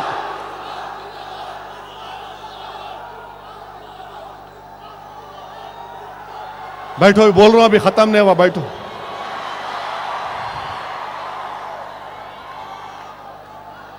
اب پکڑتے آ کے میرے کو بھی پکڑواؤ. ارے اسلام پہ ہم کو جہاں پہ فخر ہے، ہم کو ہمارے ہندوستانی ہونے پر بھی اتنا فخر ہے. مولانا ابوالکلام آزاد نے کہا تھا کہ مجھے اپنی اسلامی شناخت پر فخر ہے. مولانا ابوالکلام آزاد نے کہا تھا کہ 1000 سال پہلے اس ملک میں دین اسلام آیا، میں اس تہذیب کا حصہ ہوں. اسدالدین اویسی بھی کہتا ہے کہ مجھے اپنے ہندوستانی ہونے پر فخر ہے، مجھے اپنے اسلام اور مسلمان ہونے پر فخر ہے. مگر اگر کوئی یہ بولیں گا نہیں دہشت گرد اسلام زندہ باد بولتے، میں نہیں بولنا، تو نہیں، ہم بولیں گے، اب بولیں گے برابر. اسلام کو دہشت گردی سے کیا کرنا ہے؟ کیونکہ وہاں پر گجرات میں انویسٹمنٹ سمٹ ہو رہا، امریکہ کے جان کیری آ رہے، بڑے بڑے لوگ آ رہے، تو ان کو دکھانا دیکھو وار آن ٹیرر چل رہا ہے یہ مسلمان. ارے ہمارے کو کیا کرنا ہے ان لوگوں سے؟ ہم کو کیا کرنا ہے ان لوگوں سے؟ ہمارا کوئی تعلق نہیں ہے. بلکہ میں نے تو پارلیمنٹ میں کھڑے ہو کر کہا کہ لکھوی کے ساتھ ساتھ اگر ہو سکے تو حافظ سعید کو ہی پکڑو، بڈھے کو وہ پکڑو. حافظ سعید کو دشمن ہے یہ، ہندوستانیوں، معصوم ہندوستانیوں کو مروا دیا. ہم کو کیا کرنا ہے حافظ سعید سے، لکھوی سے، جو ملک کا دشمن، ہمارا دشمن، جو ملک کا دوست، ہمارا دوست. پکڑو حافظ سعید کو. اور بھی کچھ کر سکتے کرو آپ، کون روک رہے آپ کو؟ آپ تو جان ریمبو ہے نا، کون روک رہا آپ کو؟ جو ہندوستان کا دشمن ہو، ہمارا دشمن، یقیناً سیاسی اختلافات رہیں گے آر ایس ایس اور بی جے پی کے ساتھ، مگر ہرگز اس کا یہ مطلب نہیں ہے کہ جہاں پر ملک کا معاملہ آیا ہم ایک آواز میں نہیں بات کر سکتے. ہم ایک آواز میں بات کریں گے ضرور. ہندوستان کی سالمیت کو جہاں خطرہ ہوگا ہم برابر آواز دیں گے. ہم برابر خون کا خطرہ بہاتے آئے ہیں، جان کے نذرانے پیش کرتے رہیں گے ملک کی سالمیت کے لیے، ملک کے تحفظ کے لیے، ملک کے بارڈروں کی حفاظت کے لیے. مگر خدا کے لیے یہ ملک کے مفاد میں نہیں ہے کہ تم اسلام کو بدنام کرو. اس ملک میں 14 کروڑ غیور مسلمان رہتے ہیں اور ہمارا دہشت گردی سے کوئی تعلق نہیں ہے. اب کوئی یہ بولیں گا کہ نہیں وہ کوئی ایک بچے کو پکڑے بنگلور میں ٹویٹر کہتے انہیں کیا ہے جی، یہ ٹویٹر کے ہینڈل کر رہا تھا آئی ایس کا، اور وہ بچہ بولا، نہیں معلوم بولا نہیں بولا مگر بولا، اخبار میں آیا کہ قرآن میں اللہ نے کسی کی گردن مارنے کا حکم دیا کہ کافروں کی گردن مارو. میں پوچھنا چاہ رہا ہوں اس بچے سے، کون سکھائے تمہارے کو اسلام؟ تم قرآن پر الزام لگا رہے، تم جھوٹے ہو. اور اگر کوئی یہ کہہ رہا ہے کہ قرآن میں اللہ نے گردن مارنے کے لیے کہا تو اس سے بڑا الزام قرآن پر نہیں ہو سکتا. ارے ڈرو، اللہ کا خوف کرو، اللہ کا خوف کرو. کبھی قرآن نے نہیں کہا. جہاد کا حکم یہ کہ تم اگر میرے گھر پر آؤ گے تو میں دفاع کروں گا، تم میری مسجد پر حملہ کرو گے دفاع کروں گا. یہ کون ہے بچہ یہ جس طرح کی غلط جھوٹا الزام قرآن پر لگا دیا؟ کون ہے لوگ بھٹکا رہے ان کو؟ اس لیے نوجوانوں، اسلام کو سیکھنا ہے نا تو علماؤں کے پاس بیٹھو. کسی بھی مکتب فکر کا تمہارا تعلق ہوگا مگر علماؤں کے پاس بیٹھو. مگر یہ لوگ کیا کر رہے؟ نہیں، بہت بڑے وقت کے عالم ہے کہتے آج کل، انہوں امام ہے کہتے، اور ان کا نام کیا ہے معلوم آپ کو؟ حضرت گوگل. کمپیوٹر پہ بیٹھ کے مارتا انہیں واٹ از جہاد. حافظ سعید آ جاتے، لکھوی آ جاتے، انہوں بولتے یہ ہے. یہ آئی ایس جو ہے، مجھے کہنے دیجیے آج یہ آئی ایس اور داعش یہ وہی لوگ ہیں ان مسلمانوں جو قرون اولا میں حضرت عثمان اور حضرت علی کو قتل کیا تھا. یہ خوارج ہیں پورے کے پورے، ان کا کوئی اسلام سے تعلق نہیں ہے. رسول اللہ صلی اللہ علیہ وسلم رحمۃ اللہ علیہ ہیں. یہ لوگ کیا کر رہے؟ شیعہ ہے تو گولی مار دو، سنی ہے ان سے مخالف ہے تو گولی مار دو، کسی اور مذہب کی عورتیں ہیں تو اٹھا کر لے کر چلے جاؤ، $100 میں عورت کو بھیج دو. یہ اسلام نہیں ہے میرے دوستو. دنیا والوں، ہم تم سے کہہ رہے ہیں ہماری بات سنو. تم یقین کرو مت کرو مگر ہم کہہ رہے ہیں کہ اس سے اسلام کا تعلق نہیں ہے، خوارج ہیں. اور اسلام جب ناانصافی کی بات کرتا ہے تو صرف مسلمانوں کی ناانصافی کی اسلام بات نہیں کرتا. اسلام بولتا کہ کسی سے بھی ناانصافی ہوگی تو ہم اس ناانصافی کا مقابلہ کریں گے. اگر دلتوں کو مارا جائے گا تو احمد نگر ہم گئے جہاں پر ایک دلت خاندان کے 3 لوگوں کو قتل کر دیا گیا. ایک دلت خاندان کے بچوں کو، جسموں کو کاٹ کر کھیتوں میں ان کے جسموں کو ڈالا گیا. تو اسدالدین اویسی، امتیاز جلیل جا کر 2 گھنٹے اس دلت کے گھر میں بیٹھے، اس کی ماں کی بات کو سنے، اس کے آنسوؤں کو محسوس کرے، اس کی تکلیف کو محسوس کیے. ہم جب کہتے ہیں ناانصافی غلط ہے اسلام میں تو اسلام یہ نہیں بولتا ناانصافی کا مطلب صرف مسلمان. اسلام بولتا ہے ناانصافی کسی سے بھی نہ ہو. یہ اسلام ہے. یہ داعش اور آئی ایس یاد رکھو. اگر کوئی نوجوان ہندوستان میں ان کے ویب سائٹس کو دیکھ کر بڑا خوش ہو رہا، میں ان نوجوانوں سے اپیل کر رہا ہوں، میرے بھائی، میرے دوستوں، میں تم سے کہہ رہا ہوں، اگر تم کو اتنا جذبہ ہے نا جہاد کرنے کا تو میں تم کو اس سے زیادہ اہم اور اس سے تکلیف دہ کام کرنے کی تم کو دعوت دے رہا ہوں. تم کو جہاد کرنے کا شوق ہے نا, تو آؤ سرزمین دکن میں, حیدرآباد کے گلی کوچوں میں بچے پڑھنے کے لیے بےتاب ہیں. کیا تم جا کے ان کو گھر میں فری میں ٹیوشن کیوں نہیں پڑھاتے؟ جاؤ, جا کے پڑھو. اگر تم انجینئرنگ گریجویٹ ہو, اگر تم MBBS پڑھے ہوئے ہو, اگر تم M.Com کرے ہوئے ہو, تو جاؤ اپنی قوم سے غربت کا خاتمہ کرو. یہ بھی جہاد ہے. غربت کا خاتمہ کرو, جہاد ہے. اگر تمہارے گھر میں تمہاری ماں ضعیف ہے تو رسول اللہ صلی اللہ علیہ وسلم کے ارشاد کے مطابق اپنی ماں کی خدمت کرو. یہ جہاد سے بڑا. تم اپنے ماں باپ کو چھوڑ کے وہاں جاتے, کون سا جہاد ہے یہ؟ کس لیے جا رہے ہو تم؟ ہم لڑ رہے ہیں, 55 سال سے لڑ رہے ہیں دارالسلام کے سرزمین کے وعدے کی, کہ ہمارا مجلس کا ایک ایک رکن جیلوں کو گیا, گھر بار تباہ ہو گئے, قرضوں میں آ گیا, روڈی شیٹ کھولی گئی, گولیاں کھانا پڑا ہم کو. کس لیے ہم کر رہے ہیں یہ؟ کس لیے کر رہے ہیں؟ اپنی ذاتی شہرت کے لیے ہرگز نہیں, آپ کے لیے کر رہے ہیں. میرے عزیز دوستو, نوجوانوں, آؤ جمہوریت کے راستے کو اپناؤ اور جہاد کرو. تم کو جہاد کرنے کا شوق ہے نا, تو آؤ تم اور ہم مل کر جمہوری انداز میں RSS کے ساتھ جہاد کریں گے انشاءاللہ. ڈیموکریٹک وے میں کریں گے, کانسٹیٹیوشنل وے میں کریں گے.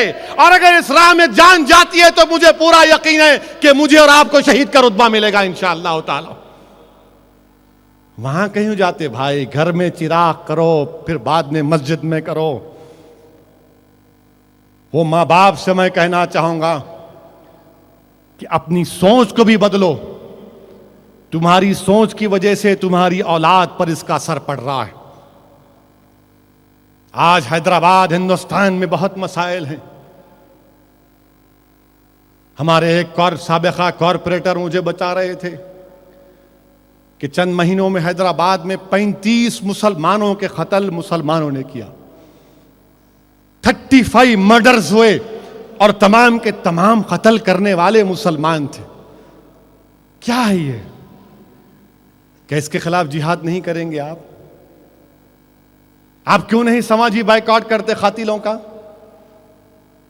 جو قتل کرا بولنا نہیں, ہم بات ہی نہیں کرتے تھے. جا تیرا منہ نہیں دیکھنا.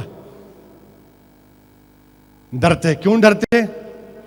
اللہ سے ڈرو. یہ دنیا والوں سے مت ڈرو. یہ دنیا ختم ہونے والی ہے.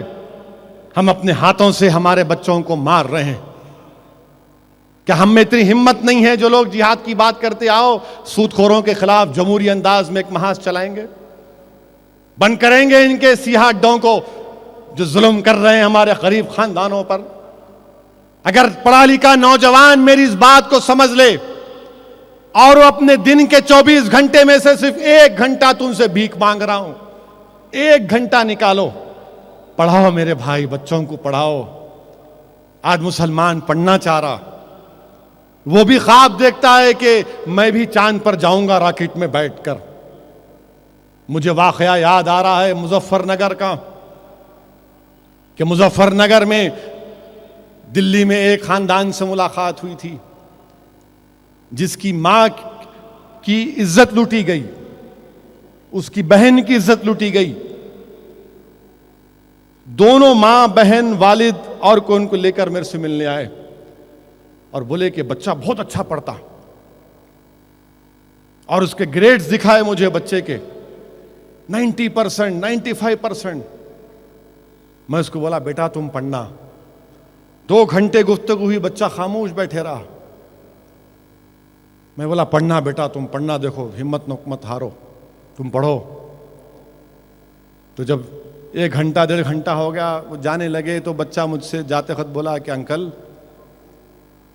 میں بہت پڑھنا چاہ رہا ہوں, میں بھی راکٹ میں بیٹھ کے میں خواب دیکھتا ہوں میں چاند پہ جاؤں گا, مگر میرے کو ڈر ہوتا میں گھر کو چھوڑ کے گیا تو میری اماں بہن کا کیا ہوں گا. رہنے گیا مجھ سے. میں لگا بالکل صحیح بول رہا بچہ. یہ میرے دوستو یہ ہے, اسی لیے کہہ رہا ہوں پڑھے لکھے نوجوانوں, چاہے ہماری عزت دار ماں اور بہن ہوگی, آؤ اپنا وقت دو, کام کرو.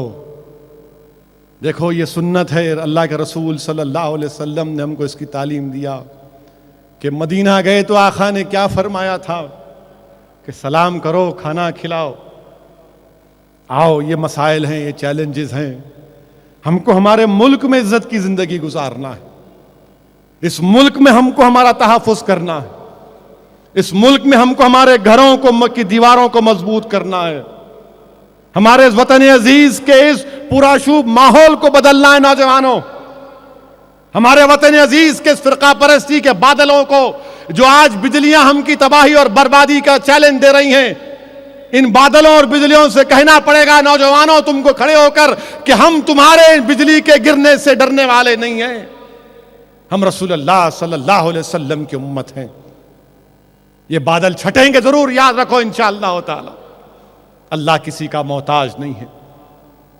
اور جو لوگ اتر پردیش کی سرزمین پر ان لوگوں پہ ظلم کر رہے ہیں پارلیمنٹ میں، جب میری تقریر میں نے کہا ملائم سنگھ تمہاری وجہ سے ہو رہا یہ، تم یہ پیغام دے رہے ہو مسلمانوں کو کہ دیکھو میں ہی ہوں، میں تم کو بچا سکتا ہوں، میں نے کہا ملائم سنگھ سن لو تم، اب وہ دن چلے گئے، تمہاری لنگی اٹھا کے ڈرانے کے دن چلے گئے، اب تم کوئی نیتا ویتا نہیں ہو میرے، وہ ہوں گا تمہارے کو نیتا پکارنے والا، ہم رسول اللہ صلی اللہ علیہ وسلم کے غلاموں کے غلام ہیں، اتر پردیش کی سرزمین پر انشاءاللہ تعالی مجلس اتحاد المسلمین کا ہرا پرچم لگے گا، یاد رکھو انشاءاللہ تعالی، جیسا مہاراشٹرا میں اللہ نے ہم کو کامیابی دی، وہاں پر جناب شوکت صاحب کی قیادت میں ان کے معزز اراکین کے ساتھ اتر پردیش کے ہر ضلع میں جا کر جہاں پر آر ایس ایس کا گڑھ مانا جاتا ہے وہاں پر مجلس اتحاد المسلمین کی رکنیت سازی ہو رہی ہے، الحمدللہ اتر پردیش میں ہم جائیں گے، کوئی نہیں روک سکتا ہم کو، ہمارے باپ کی سرزمین ہے، جائیں گے اتر پردیش کو انشاءاللہ تعالی، ہر بار جا رہے تو نہیں روک دے رہے، پولیس پرمیشن نہیں ہے کہتے ہمارے کو، کتنا روکتے روکو، دھنگانا لوٹنا ہے نا لوٹو، مگر ہم رکنے والے نہیں ہیں انشاءاللہ تعالی، مجھے جمہوریہ خواہ حاصل ہے، ہندوستان کی جمہوریت میں مجھے اپنی آواز اٹھانے کا پورا حاصل ہے، میں اتر پردیش کے مسلمانوں کی ترجمانی کر کے رہوں گا، میں کشمیر کے مسلمانوں کے ظلم کے خلاف آواز اٹھاتا آیا ہوں، اٹھاتا رہوں گا، مہاراشٹرا کے مسلمانوں کے ریزرویشن کا مطالبہ حق بجانب ہم لڑیں گے اس کے لیے، یہ مجلس اتحاد المسلمین سیاست میں اپنا رول ادا کر کے رہے گی، اور کانگریس پارٹی والوں اٹھو، ہم کو الزام مت لگاؤ، تم ناچ نہ جانے تو آنگن تیرا، مجلس آ گئی، جہاں دیکھو ہمارا ہی چرچا ہے، ہر جگہ ہر سیاسی پارٹی مجلس، ٹھیک ہے انشاءاللہ تعالی آنے والے مہینوں میں سالوں میں مجلس کا ہی چرچا ہوگا اللہ کے کرم سے، ہم حق کی آواز مسلمانوں کے حق کا مطالبہ کر رہے، ہم اپنا تحفظ چاہ رہے، ہم اپنی مذہبی آزادی چاہ رہے، ہم نوکریوں میں حصہ چاہ رہے، ہم بچیوں کو پڑھانا چاہتے ہیں، ہم اپنے ماں اور بہنوں کا تحفظ چاہتے ہیں، ہم پرسنل لا میں مداخلت نہیں چاہتے، کیا یہ مطالبے غلط ہیں؟ یہ غلط نہیں ہے، یہ صحیح مطالبے، یہ جمہوری مطالبے، اور اس کے لیے میرے عزیز دوستو آپ کو اور ہم کو مل کر آگے بڑھنا ہے، کام کرنا ہے، اپنے اتحاد کو مضبوط رکھیے، اور اگر کوئی مخالفین یہ سمجھ رہے انہوں حیدرآباد کو کم آ رہے ذرا یہاں پر چانس بنا اپنے کو، نہیں میرے بھائی چانس نہیں بنا آپ کا پیارے، کوئی چانس نہیں ہے، اب کہ انشاءاللہ تعالی پورا چانس ختم کر کے جا رہے ہم، کیونکہ عوام ہم سے کہہ رہی ہے کہ جاؤ، آج اتر پردیش، مہاراشٹرا، کرناٹک کا مسلمان بے چین ہے، پریشان ہے، کوئی ان کی آواز نہیں ہے، کوئی ان کی بات نہیں کرتا، مگر مجلس اتحاد المسلمین ان کے لیے ایک بڑی امید بنی ہوئی ہے، اور اس کے لیے بے حد ضروری ہے کہ ہمارا یہ جو گھر ہے یہ مضبوط رہے، یہ ہر مجلس کے رکن کی ذمہ داری ہے بشمول میرے کہ ہم اپنی جماعت کو اور مضبوط کریں، جب کبھی بلدیہ کا الیکشن ہوگا انشاءاللہ تعالی اللہ کرم سے ہم کامیابی حاصل کریں گے. یہ شہر ہمارا تھا اور ہمارا ہے. شہر ہمارا تھا، ہمارا ہے اور ہمارا رہے گا انشاءاللہ تعالی. اور ہم تو ٹی آر ایس کے چیف منسٹر صاحب سے اتنا ہی بولیں گے، ذرا ہوشیار رہیے. بی جے پی مشن 7 کی بات کر رہی. مشن 7 یعنی آندھرا میں ان کی گورنمنٹ، تلنگانہ میں ان کی گورنمنٹ، کرناٹکا میں ان کی گورنمنٹ، اڈیشہ میں ان کی گورنمنٹ، ویسٹ بنگال میں ان کی گورنمنٹ. ہم تو تلنگانہ کے چیف منسٹر سے بولیں گے ذرا مشن 7 پہ توجہ دو آپ.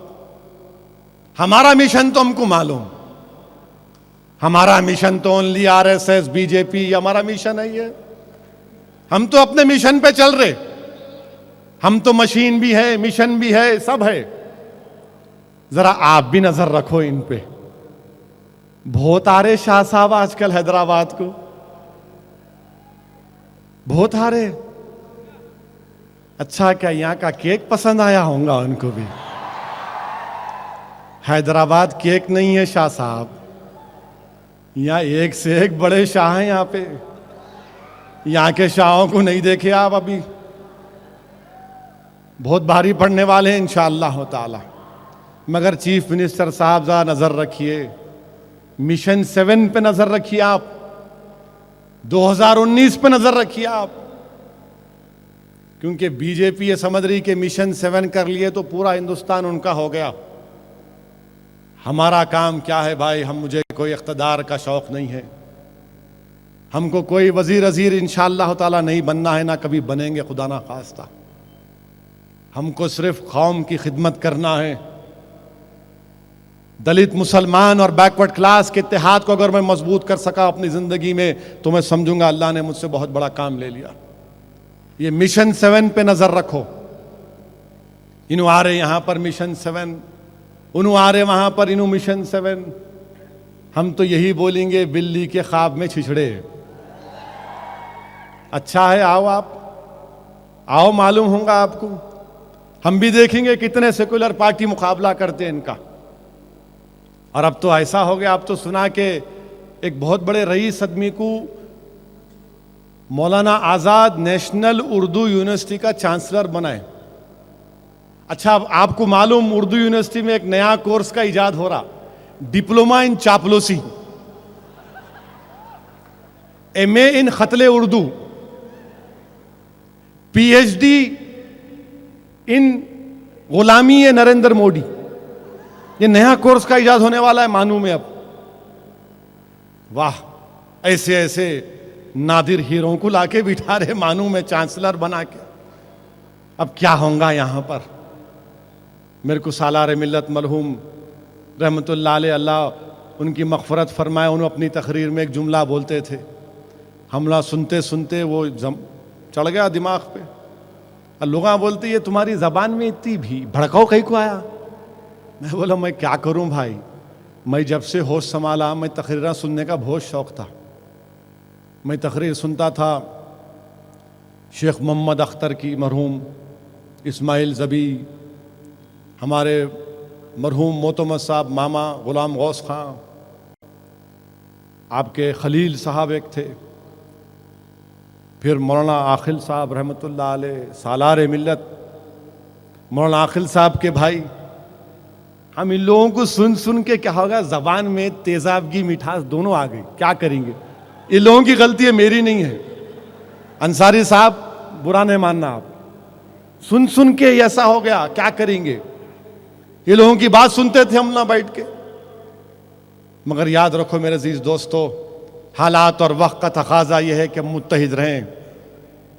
جہاں کہیں بھی ہیں متحد رہیے. مسلکوں کے جھگڑوں میں مت پڑو، اپنا مسلک پہ چلو یقیناً، مگر دشمن سامنے ہے. یاد رکھو، میں تم سے بڑے سیریس طریقے سے کہہ رہا ہوں کہ لوگ ہمارے دین سے ہم کو چھڑانے کی کوشش کر رہے ہیں. یاد رکھو، اگر ہم متحد رہیں گے، منتشر نہیں ہوں گے تو ہم ان کا جواب دے سکیں گے انشاءاللہ تعالی. اور مجھے پورا یقین ہے کہ ہندوستان کی ایک بہت بڑی تعداد جو سیکولر ہے، ہمارے ہندو بھائی، دلت بھائی، وہ بی جے پی کا جواب دیں گے ہمارے ساتھ ہم سے زیادہ، اور ہم بھی ان کے ساتھ کھندے سے کھندا ملا کر ملک کی جو روح ہے سیکولرزم کو بچا کے رکھیں گے۔